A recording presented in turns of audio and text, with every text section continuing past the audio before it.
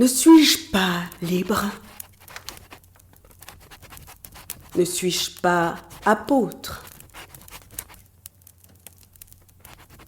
N'ai-je pas vu Jésus, notre Seigneur? N'êtes-vous pas mon œuvre dans le Seigneur?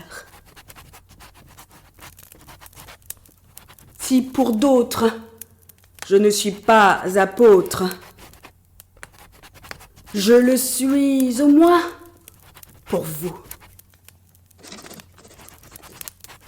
Car vous êtes le sceau de mon apostolat dans le Seigneur.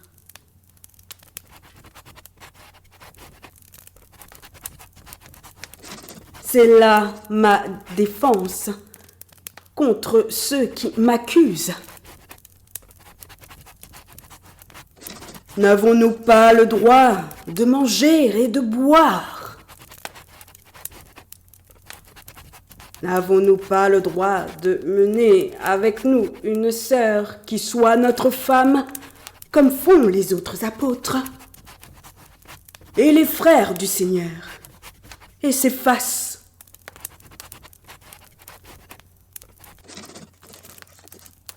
Ou bien, est-ce que moi seul et Barnabas, nous n'avons pas le droit de ne point travailler?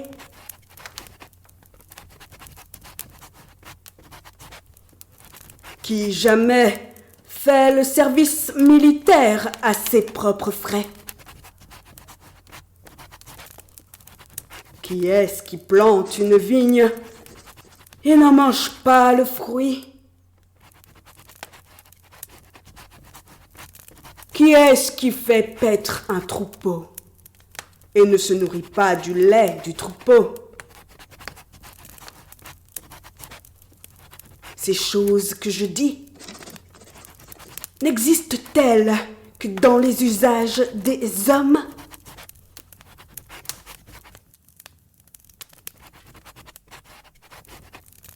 La loi ne les dit-elle pas aussi?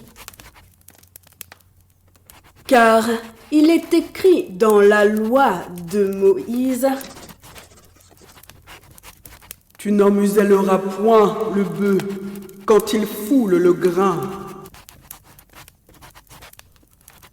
Dieu se met-il en peine des bœufs ou parle-t-il uniquement à cause de nous? Oui. C'est à cause de nous qu'il a été écrit que celui qui laboure doit labourer avec espérance. Et celui qui foule le grain, fouler avec l'espérance d'y avoir part.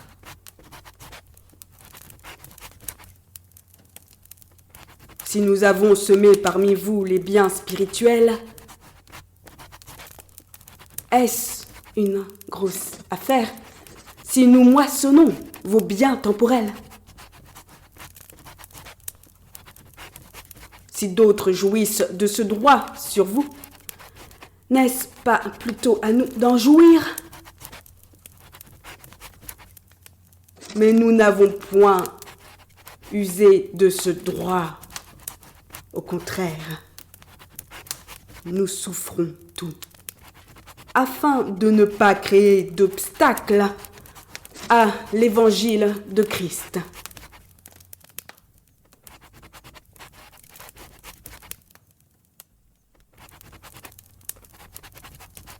Ne savez-vous pas que ceux qui remplissent les fonctions sacrées sont nourris par le temple, que ceux qui servent à l'autel ont part à l'autel? De même aussi, le Seigneur a ordonné à ceux qui annoncent l'Évangile de vivre de l'Évangile. Pour moi, je n'ai usé d'aucun de ces droits. Et ce n'est pas afin de les réclamer en ma faveur que j'écris ainsi. car j'aimerais mieux mourir que de me laisser enlever ce sujet de gloire. Si j'annonce l'Évangile, ce n'est pas pour moi un sujet de gloire, car la nécessité m'en est imposée. Et malheur à moi si je n'annonce pas l'Évangile. Si je le fais de bon cœur, j'en ai la récompense. Mais si je le fais malgré moi, c'est une charge qui m'est confiée. Quelle est donc ma récompense ? C'est d'offrir gratuitement l'Évangile que j'annonce, sans user de mon droit de prédicateur de l'Évangile.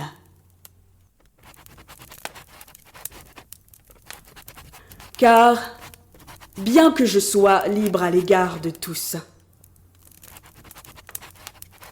je me suis rendu le serviteur de tous, afin de gagner le plus grand nombre.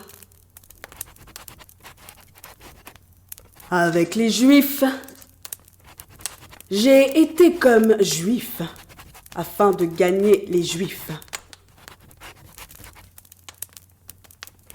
Avec ceux qui sont sous la loi, comme sous la loi, quoique je ne sois pas moi-même sous la loi, afin de gagner ceux qui sont sous la loi.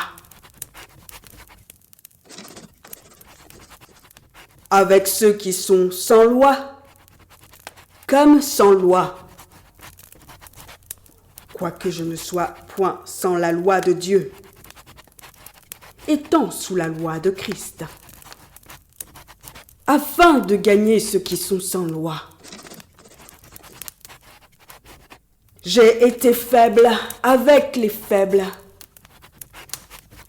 afin de gagner les faibles.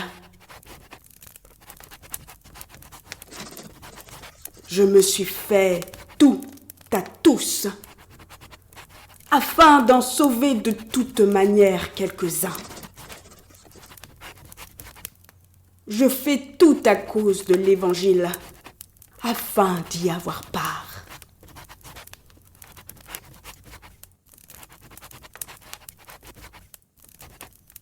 Ne savez-vous pas que ceux qui courent dans le stade courent tous, mais qu'un seul remporte le prix? Courez de manière à le remporter. Tous ceux qui combattent s'imposent toute espèce d'abstinence, et ils le font pour obtenir une couronne corruptible. Mais nous, faisons-le pour une couronne incorruptible. Moi donc, je cours, non pas comme à l'aventure, je frappe, non pas comme bac en l'air, mais je traite durement mon corps et je le tiens assujetti, de peur d'être moi-même rejeté, après avoir prêché aux autres.